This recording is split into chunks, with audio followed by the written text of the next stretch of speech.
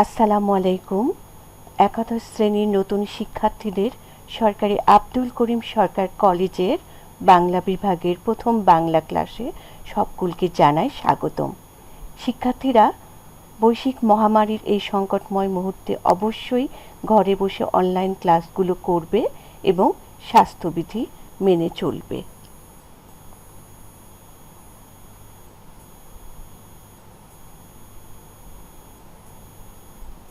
আমি শামীম আরা বেগম, প্রভাষক বাংলা বিভাগ, সরকারি আব্দুল করিম সরকার কলেজ, তানোর, রাজশাহী।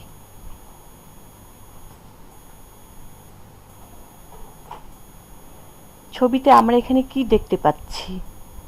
পৌরাণিক যুদ্ধক্ষেত্র। বুঝতে পারছো যে যুদ্ধের বিষয়ে এখানে বলা হয়েছে।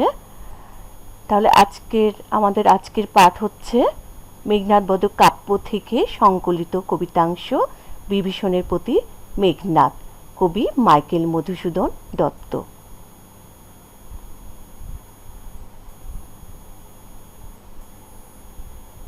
এখান থেকে তোমরা যা শিখতে পারবে: কবি পরিচিতি সম্পর্কে বলতে পারবে।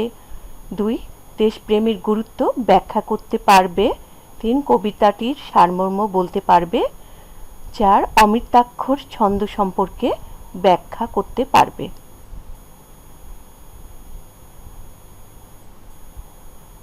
কবি পরিচিতি। তোমরা ছবিতে মাইকেল মধুসূদন দত্তকে দেখতে পাচ্ছ। মাইকেল মধুসূদন দত্তের জন্ম 1824 খ্রিস্টাব্দে 25শে জানুয়ারি, মৃত্যু 1873 খ্রিস্টাব্দের 29শে জুন। পিতা রাজনারায়ণ দত্ত, মাতা জাহ্নবী দেবী।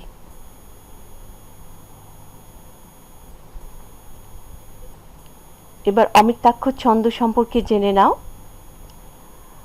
মাইকেল মধুসূদন দত্ত প্রাচীন পয়ার ছন্দকে ভেঙে দেন। তিনি প্রথম চরণের সাথে দ্বিতীয় চরণের মিল রক্ষা করেননি বলেই তার প্রবর্তিত ছন্দকে বলা হয় অমৃতাক্ষর ছন্দ। তবে এটি বাংলা অক্ষরবৃত্ত ছন্দেরই নবরূপায়ণ। তার শ্রেষ্ঠতম কীর্তি মেঘনাদ বধ কাব্যে এই ছন্দেরই সফল রূপায়ণ ঘটে।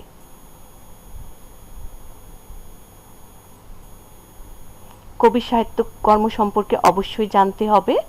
তার আধুনিক নাটক হচ্ছে শর্মিষ্ঠা, পদ্মাবতী, কৃষ্ণকুমারী। প্রহসন একেই কি বলে সভ্যতা। কাব্য হচ্ছে তিলোত্তমা সম্ভব কাব্য, মেঘনাদ বধ কাব্য, বীরঙ্গনা কাব্য, চতুর্দশপদী কবিতাবলী। আমি তোমাদের কবিতার চরণ পড়ে তা ব্যাখ্যা করে শোনাবো। তার আগে আমি একটু বলে নিই যে কবিতার যে চরিত্রগুলো আছে সে সম্পর্কে একটু বলি। লঙ্কাপুরীর রাজা হচ্ছে রাবণ। রাবণের 3 ভাই, রাবণ, কুম্ভকর্ণ আর বিভীষণ।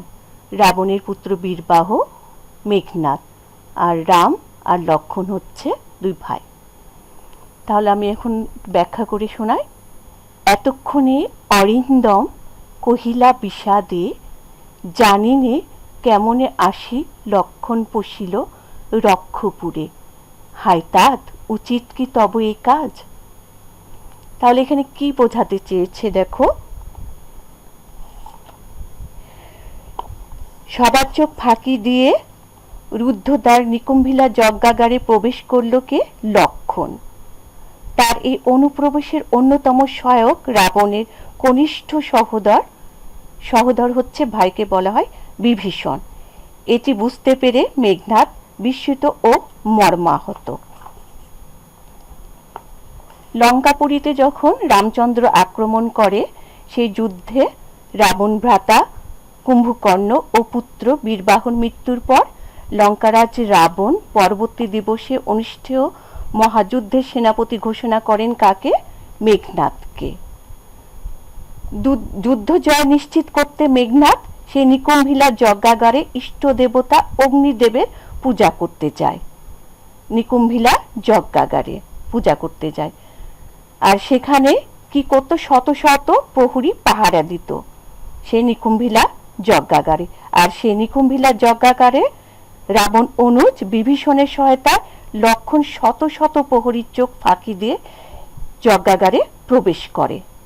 মেঘনাদ লক্ষণকে দেখে অবাক হয়ে যায়, যেখানে এত শত শত প্রহরী পাহারা দিচ্ছে সেখানে এই শত্রু কিভাবে এসে প্রবেশ করলো। পরে বুঝতে পারে যে লক্ষণকে সেখানে প্রবেশ করিয়েছে তারই পিতৃব্য বিভীষণ, মানে তার চাচা বিভীষণ। আর তার এই ধরনের আচরণে মেঘনাদ বিষাদ অনুভব করে, তাই তো বলা হয় ঘরের শত্রু বিভীষণ। আশা করি তোমরা বুঝতে পেরেছো। কিছু অজানা শব্দ এখানে দেখানো হয়েছে, দেখে নাও। তাত অর্থ পিতা, এখানে পিতৃব্য অর্থে ব্যবহার করা হয়েছে। স্থান অর্থ নিশ্চল, রুশিলা মানে রাগান্বিত হলো, আর বিধু অর্থ চাঁদ। বিভীষণের প্রতি মেঘনাদ কবিতাটিতে তোমার খুব কঠিন কঠিন শব্দ আছে, সেগুলো তোমরা একটু দেখে নিবা, শব্দার্থগুলো অবশ্যই তোমাদের দেখতে হবে।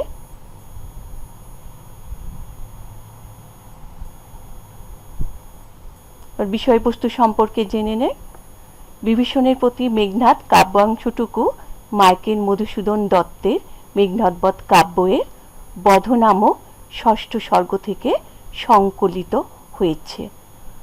পররাজ্যলোভী রামচন্দ্র কর্তৃক দ্বীপরাজ্য স্বর্ণালঙ্কা আক্রান্ত হলে কর্মদোষ, ভাগ্যদোষ এবং দেবরোষের কারণে লঙ্কার প্রজাদরদী মহাবীর রাজা রাবণ শত্রুর উপর্যুপরি দৈব কৌশলের কাছে অসহায় হয়ে পড়েন। ভাই কুম্ভকর্ণ ও পুত্র বীরবাহুর মৃত্যুর পর মেঘনাদকে পিতা রাবণ পরবর্তী দিবসে অনুষ্ঠেয় মহাযুদ্ধের সেনাপতি হিসেবে বরণ করে নেন।